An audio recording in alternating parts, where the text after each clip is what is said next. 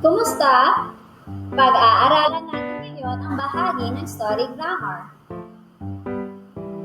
Mabubuod natin ang isang akda sa tulong ng paghihimay sa bahagi nito. Gamitin natin ang story grammar.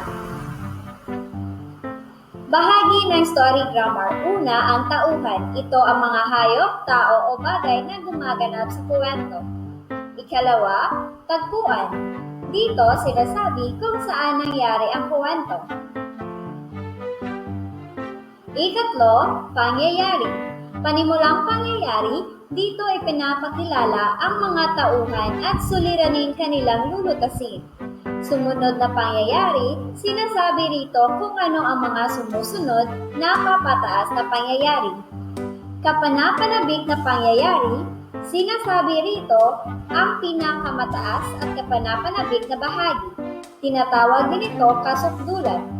Wakas. Dito nagtatapos ang kwento. Ang huli naman ay ang aral. Ito ang aral na makukuha mula sa kwento. Tandaan natin, ang story grammar ay nakatutulong upang mabuo natin muli ang kwentong ating nabasa o napakinggan.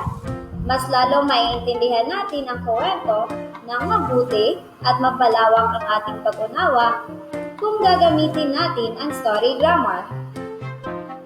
Maraming salamat!